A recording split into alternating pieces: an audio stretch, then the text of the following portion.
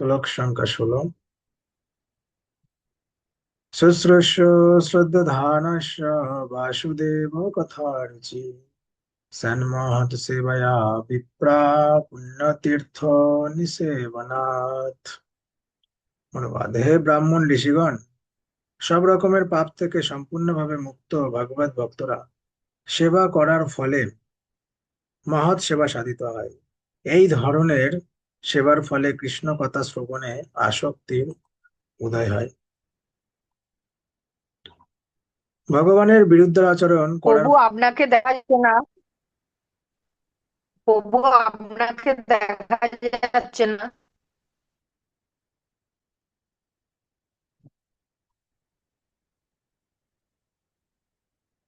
দেখা যাচ্ছে। না প্রভু, দেখা যাচ্ছে না আপনাকে।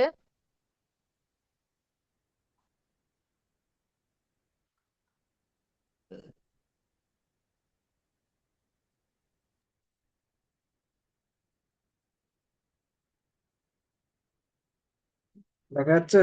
এখনো দেখা যাচ্ছে না। হ্যাঁ, এবার প্রভু এবারে এসছে। ওকে। ঠিক আছে প্রভু। হরে কৃষ্ণ। ভগবানের বিরুদ্ধে আচরণ করার ফলেই জীব বদ্ধ দশায় পতিত হয়। কিছু মানুষ আছেন যাদের বলা হয় দেব, এবং কিছু মানুষ আছে যাদের বলা হয় অসুর। যারা পরমেশ্বর ভগবানের শরণাগত হয়ে তার সেবা করেন তাদের বলা হয় দেব, আর যারা পরমেশ্বর ভগবানের বিরুদ্ধে আচরণ করে তাদের বলা হয় অসুর। ভাগবত গীতায় ১৬শ অধ্যায়ে অসুরদের সম্বন্ধে বিশদভাবে বর্ণনা করে বলা হয়েছে যে অসুরেরা জন্ম জন্মান্তরে নিম্ন থেকে নিম্নতর জীবন প্রাপ্ত হয়ে অজ্ঞানের গভীরতম প্রদেশে প্রক্ষিপ্ত হয়। তারা অত্যন্ত অধঃপতিত পশু শরীর লাভ করে এবং পরম তত্ত্ব পরমেশ্বর ভগবান সম্বন্ধে তাদের কোনো জ্ঞান থাকে না। পরমেশ্বর ভগবানের ইচ্ছায় এই সমস্ত অসুরেরা বিভিন্ন স্থানে নিত্য মুক্ত ভগবত ভক্তের কৃপার প্রভাবে কলুষ মুক্ত হয়ে কৃষ্ণ ভাবনার অমৃত লাভ করে। ভগবানের এই ধরনের ভক্তরা, যারা ভগবানের ইচ্ছা অনুসারে বিভিন্ন স্থানে গিয়ে আসরিক ভাবাপন্ন বদ্ধ জীবদের উদ্ধার করেন, তারা ভগবানের অতি অন্তরঙ্গ পার্ষদ। এবং তারা যখন নাস্তিকতার ভয়ঙ্কর বিপদ থেকে সমাজকে রক্ষা করতে আসেন, তখন বুঝতে হয় তারা হচ্ছেন ভগবানের শক্তাবেশ অবতার। তারা ভগবানের পুত্রের মতো, ভৃত্যের মতো, অথবা তার অন্তরঙ্গ পার্ষদের মতো, কিন্তু তারা কেউই নিজেদের ভগবান বলে দাবি করেন না। এই রকমের অসৎ দাবি কেবল অসুরেরাই করে থাকে যে আমি ভগবান। এই সমস্ত অসুরদের আসুরিক অনুগামীরাও এই সমস্ত ভণ্ডদের ভগবান অথবা ভগবানের অবতার বলে গ্রহণ করে। বৈদিক শাস্ত্রে ভগবানের অবতার সম্বন্ধে স্পষ্টভাবে সমস্ত তত্ত্ব প্রদান করা হয়েছে। শাস্ত্র প্রমাণ ব্যতীত কখনোই কাউকে ভগবান অথবা ভগবানের অবতার বলে মেনে নেওয়া উচিত নয়। যে সমস্ত ভক্ত প্রকৃতই ভাগবত ধামে ফিরে যেতে চান, তারা ভগবানের সেবকদের ভগবানের মতো শ্রদ্ধা করেন। ভগবানের এই ধরনের সেবকদের বলা হয় মহাত্মা অথবা তীর্থ। তারা স্থান এবং কাল অনুসারে ভগবানের বাণী প্রচার করেন। কেউ যখন তাদের ভগবান বলে সম্বোধন করে, তখন তারা কখনোই সেটা বরদাস্ত করেন না। শ্রী চৈতন্য মহাপ্রভু বলেছেন, শ্রী চৈতন্য মহাপ্রভু ছিলেন পরমেশ্বর ভগবান, এবং বৈদিক শাস্ত্রে তার আবির্ভাবের উল্লেখ করা হয়েছে। কিন্তু তবুও তিনি ভগবানের ভক্তরূপে লীলাবিলাস করেছেন। যারা জানতেন যে তিনি হচ্ছেন পরমেশ্বর ভগবান, তারা তাকে ভগবান বলে সম্বোধন করতেন, কিন্তু তিনি তখন হাত দিয়ে কান দুটি ঢেকে বিষ্ণু নাম উচ্চারণ করতেন। এইভাবে তিনি ভগবান বলে সম্মানিত হলে প্রতিবাদ করতেন। যদিও নিঃসন্দেহে তিনি ছিলেন পরমেশ্বর ভগবান স্বয়ং, ভগবান নিজে এইভাবে আচরণ করে কপটচারী যে সমস্ত ভণ্ড নিজেদের ভগবান বলে প্রতিপন্ন করতে চায়, তাদের সম্বন্ধে আমাদের সাবধান করে দিয়ে গেছেন। ভগবানের সেবকেরা ভগবানের বাণী প্রচার করার জন্য আসেন, এবং বুদ্ধিমান মানুষদের কর্তব্য হচ্ছে সর্বতোভাবে তাদের সাহায্য করা। সরাসরিভাবে ভগবানের সেবা করার থেকে ভগবানের সেবকের সেবা করার মাধ্যমে ভগবানকে অধিক সন্তুষ্ট করা যায়। ভগবান যখন দেখেন যে তার সেবকদের যথাযথভাবে শ্রদ্ধা করা হচ্ছে, তখন তিনি অত্যন্ত প্রীত হন, মানে আনন্দিত হন। কেননা এই ধরনের সেবকেরা ভগবানের বাণী প্রচার করার জন্য সব রকমের বিপদের সম্মুখীন হতে প্রস্তুত থাকেন, এবং তাই তারা ভগবানের অত্যন্ত প্রিয়। ভগবদ গীতায় 18-69 শ্লোকে বর্ণনা করা হয়েছে। ভগবান সেখানে ঘোষণা করেছেন, যারা তার মহিমা প্রচার করার জন্য সব রকমের বিপদকে তুচ্ছ করেছেন, তারাই হচ্ছেন তার সবচাইতে প্রিয়। কেউ যখন ভগবানের সেবকদের সেবা করেন, তখন তার মধ্যে ভগবানের সেবকদের গুণগুলি প্রকাশিত হয়, এবং তার ফলে তিনি ভগবানের মহিমা শ্রবণ করার যোগ্যতা অর্জন করেন। ভগবানের কথা শ্রবণ করার ঐকান্তিক আগ্রহ হচ্ছে ভাগবত ধামে প্রবেশ করার সর্বপ্রথম যোগ্যতা। শৃण्वतं स कथा কৃষ্ণ পুণ্যশ্রবণ কীর্তন হৃদ্যন্তস্থভদ্রাণি বিধুনোতি সুরেত শতম। পরমেশ্বর ভগবান শ্রীকৃষ্ণ, যিনি পরমাত্মা রূপে সকলের হৃদয়ে বিরাজ করেন এবং যিনি হচ্ছেন সাধুবর্গের সুহৃদ, তিনি তার পবিত্র কথা শ্রবণ এবং কীর্তনের অতিযুক্ত ভক্তদের হৃদয়ের সমস্ত ভোগবাসনা বিনাশ করেন। পরমেশ্বর ভগবান শ্রীকৃষ্ণের কথা শ্রীকৃষ্ণ থেকে অভিন্ন, মানে পরমেশ্বর ভগবান শ্রীকৃষ্ণ, শ্রীকৃষ্ণের যে কথা আর শ্রীকৃষ্ণ দুটো এক, আলাদা নয়। তাই যখন নিরপরাধে ভগবানের মহিমা শ্রবণ এবং কীর্তন হয়, তখন বুঝতে হবে যে শ্রীকৃষ্ণ তার অপ্রাকৃত নাম রূপে সেখানে বর্তমান, এবং সেই নাম ভগবানের মতো পূর্ণ শক্তিমান। শ্রী চৈতন্য মহাপ্রভু তার শিক্ষাষ্টকাশে স্পষ্টভাবে ঘোষণা করে গেছেন যে ভগবান তার দিব্য নামে তার সর্বশক্তি অর্পণ করেছেন।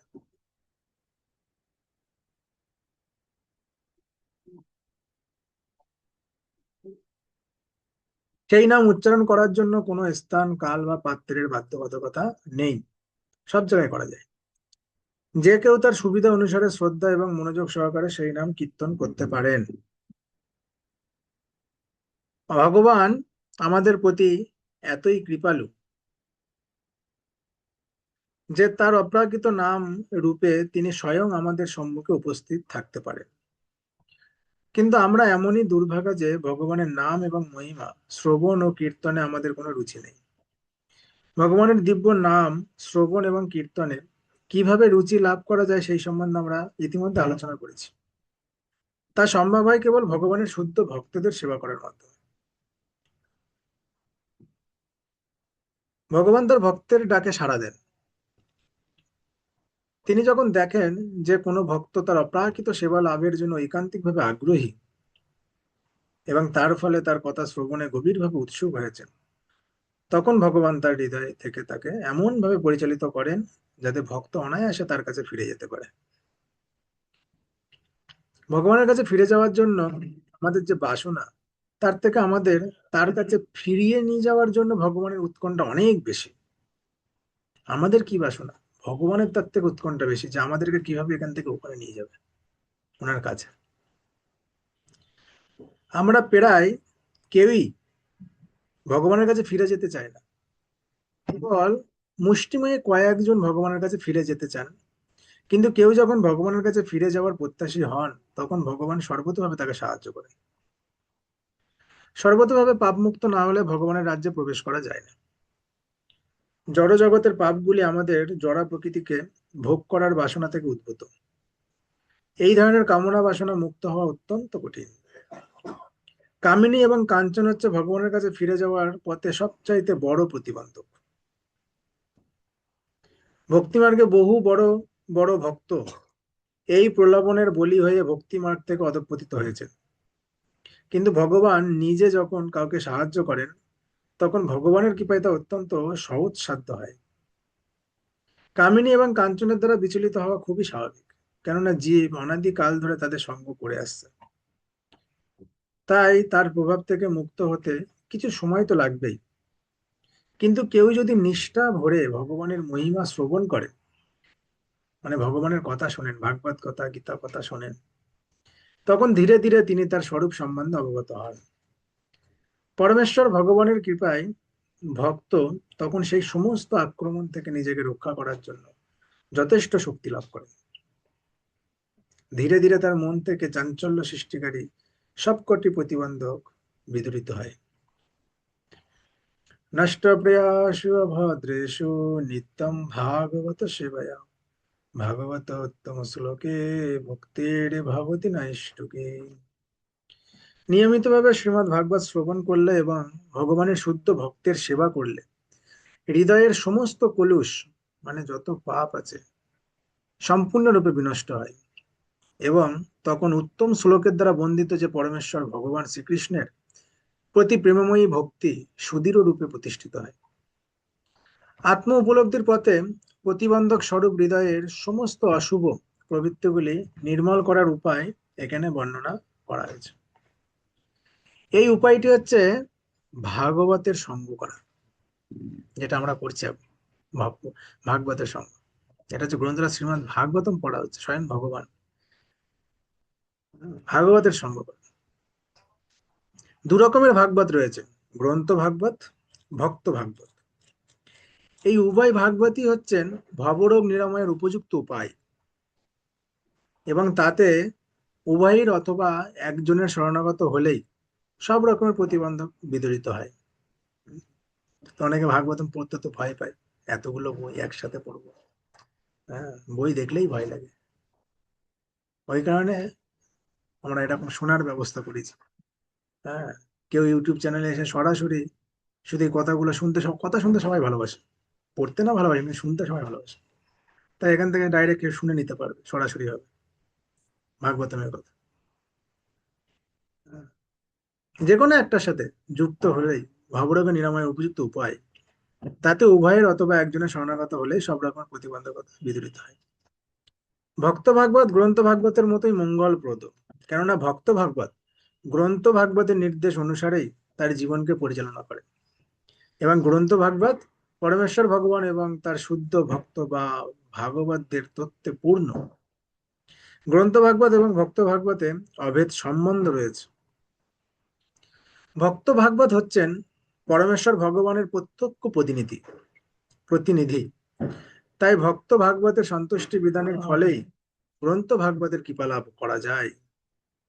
ভক্ত ভাগবত অথবা গ্রন্থ ভাগবতের সেবা করার ফলে যে কিভাবে ধীরে ধীরে ভগবত ভক্তির পথে উন্নতি লাভ করা যায় তা যুক্তি দিয়ে বিচার করা যায় না। সে কিভাবে যে ভগবত ভক্তিতে এগিয়ে চলে যাবে এটা বোঝাই যাবে না যদি সে ব্যক্তি ভাগবত বা গ্রন্থ ভাগবতের সঙ্গ করে। কখন কিভাবে কত সুন্দর ভক্ত হয়ে যাবে এটা কেউ যুক্তি দিয়ে এটাকে বিচার করতে পারবে না।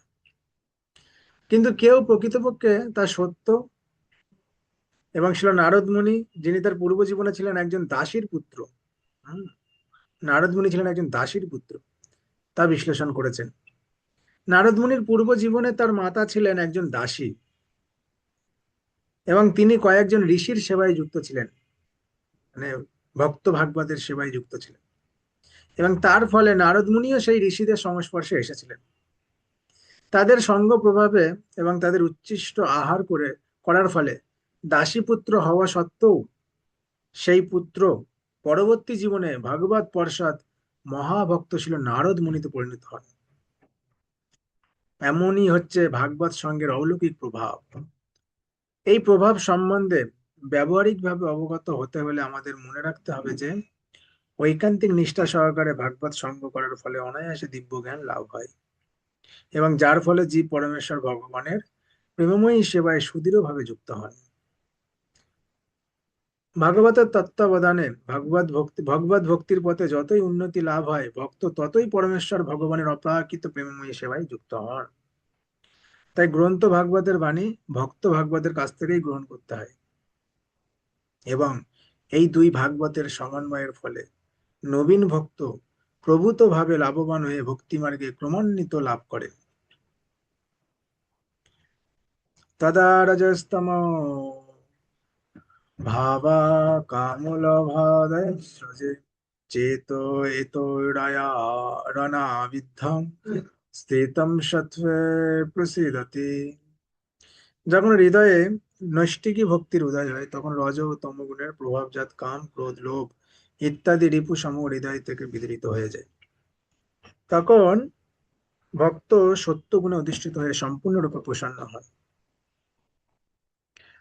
জীব যখন তার স্বরূপে অধিষ্ঠিত হয়ে দিব্য আনন্দে মগ্ন হয় তখনই সে সম্পূর্ণভাবে প্রসন্ন হয়। সেই অবস্থাকে বলা হয় ব্রহ্মভূত বা আত্মনন্দী অবস্থা। এই আত্মতৃপ্ত অবস্থা নিষ্ক্রিয় মূর্খের আত্মতৃপ্তির মতো নয়। নিষ্ক্রিয় মূর্খ অজ্ঞানের দ্বারা আচ্ছন্ন, কিন্তু আত্মতৃপ্তি আত্মনন্দী জড়া অতীত চিন্ময় স্তরে অধিষ্ঠিত। পরমেশ্বর ভগবানের প্রতি অনন্য ভক্তিযুক্ত হওয়া মাত্রই এই স্তরে অধিষ্ঠিত হওয়া যায়। ভগবত ভক্তি নিষ্ক্রিয়তা নয়, পক্ষান্তরে তা হচ্ছে আত্মার স্বাভাবিক সক্রিয়তা। জীব যখন জড়া প্রকৃতির সংস্পর্শে আসে তখন আত্মার বৃত্তি কলুষিত হয়ে যায়, এবং সেই কলুষিত বা বিকৃত বৃত্তির প্রকাশ হচ্ছে কাম ক্রোধ লোভ নিষ্ক্রিয়তা অজ্ঞান এবং নিদ্রা। রজ এবং তমগুণের এই সমস্ত প্রভাবগুলির সম্পূর্ণ নিবৃত্তি হচ্ছে ভগবত ভক্তির প্রকাশের ফল। ভক্ত তৎক্ষণাৎ সত্যগুণে অধিষ্ঠিত হন এবং তারপর আরো ঊর্ধ্বে উন্নীত হয়ে তিনি শুদ্ধ সত্য বা বাসুদেব স্তরে অধিষ্ঠিত হন। এই শুদ্ধ সত্য স্তরেই কেবল ভগবানের প্রতি শুদ্ধ প্রেম লাভ করে তাকে চাক্ষুষ দর্শন করা যায়। ভক্ত সর্বদাই বিশুদ্ধ সত্যে অধিষ্ঠিত, তাই তিনি কখনো কারো কোনো রকম অনিষ্ট করে না। কিন্তু অভক্ত, তা সে যত শিক্ষিতই হোক না কেন, সর্বদাই অপরের ক্ষতি করার চেষ্টা করে। ভক্ত মূর্খ বা আবেগপ্রবণ নয়, অপরের অনিষ্টকারী মূর্খ বা আবেগপ্রবণ মানুষেরা বাহ্যিকভাবে যতই ভগবানের ভক্ত হওয়ার অভিনয় করুক না কেন, তারা কখনোই ভগবানের ভক্ত হতে পারে না। ভক্ত সর্বদাই ভগবানের সৎ গুণাবলীর দ্বারা গুণান্বিত। আয়তনগত ভাবে এই গুণগুলির তারতম্য রয়েছে, কিন্তু গুণগত ভাবে ভক্ত এবং ভগবান এক এবং অভিন্ন।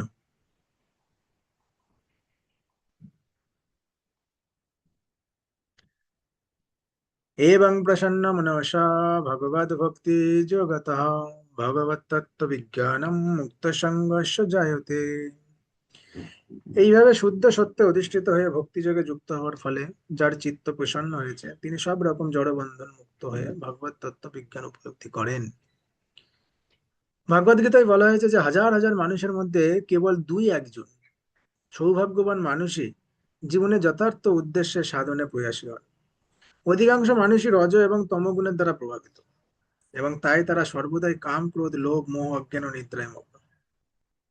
এইরকম বহু নররূপী পশুর মধ্যে কদাচিৎ একজন মানুষ মানব জীবনের উদ্দেশ্যে সম্বন্ধে অবগত হয়ে তার সেই কর্তব্য সম্পাদনে প্রয়াসী হয়। আর এইরকম হাজার হাজার সিদ্ধিকামী মানুষের মধ্যে কেবল দুই একজন মাত্র ভগবত দুই একজন মাত্র তত্ত্বগত ভাবে পরমেশ্বর ভগবান শ্রীকৃষ্ণকে জানতে পারেন।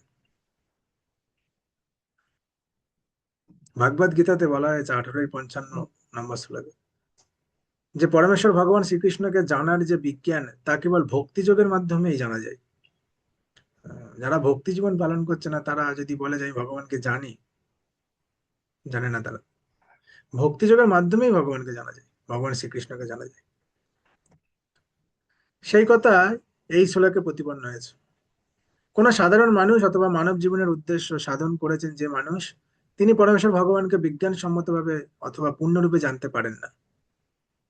মানব জীবনের উদ্দেশ্য তখনই সিদ্ধ হয় যখন মানুষ বুঝতে পারে যে সে জড় পদার্থ নয়, তার স্বরূপে সে হচ্ছে একটি চিন্ময় আত্মা। যখন কেউ সে কথা জানতে পারে তখন আর জড়জগতের প্রতি তার কোনো আসক্তি থাকে না। সে তৎক্ষণাৎ জড় কামনা বাসনাগুলি পরিত্যাগ করে তার চিন্ময় স্বরূপে সে তখনই যথার্থ প্রসন্নতা অনুভব করে। মানুষ যখন রজ এবং তম গুণের প্রভাব থেকে মুক্ত হয় তখনই কেবল এই উপলব্ধি সম্ভব হয়।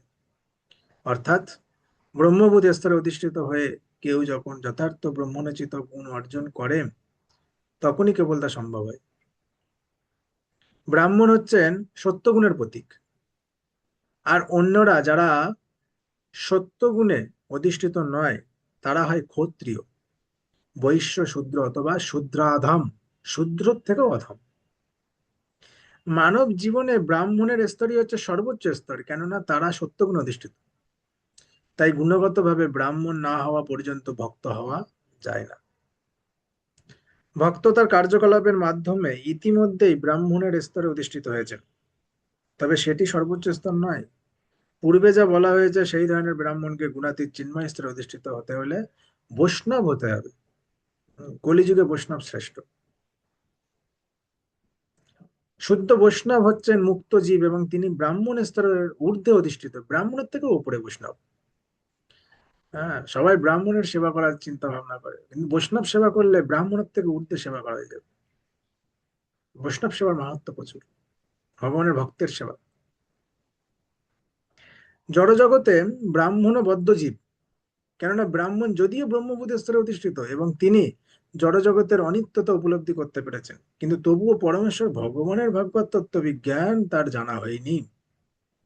ব্রাহ্মণ স্তর অতিক্রম করে বাসুদেব স্তরে অধিষ্ঠিত হলে পরমেশ্বর ভগবান শ্রীকৃষ্ণকে জানা যায়। পরমেশ্বর ভগবানকে জানার যে বিজ্ঞান, তা হচ্ছে পারমার্থিক মার্গে স্নাতকোত্তর বিষয়। মূর্খ লোকেরা অথবা অল্প বুদ্ধি সম্পন্ন লোকেরা পরমেশ্বর ভগবানকে জানতে পারে না, আর কিন্তু তারাই বলে যে আমরা ভগবানকে জানি, কিন্তু তারা এখানে শাস্ত্রে বলছে তারা এখানে জানতে পারে না। হ্যাঁ, এবং তারা খেয়াল খুশি মতো কৃষ্ণ তত্ত্ব বিজ্ঞান বিশ্লেষণ করেন, খেয়াল খুশি মতো নিজেদের মন গড়ার মধ্যে, যেখানে ভাগবতমে বলছে তাই। পৃথিবীতে যাহা সব ধর্ম নামে চলে, ভাগবত কহে তাহা পরিপূর্ণ ছলে। হ্যাঁ, তারা খেয়াল খুশি মতো একটা কৃষ্ণ ভাগবত তত্ত্ব বিজ্ঞান বলে দিচ্ছে, কৃষ্ণ তত্ত্ব বিজ্ঞান বিশ্লেষণ করে।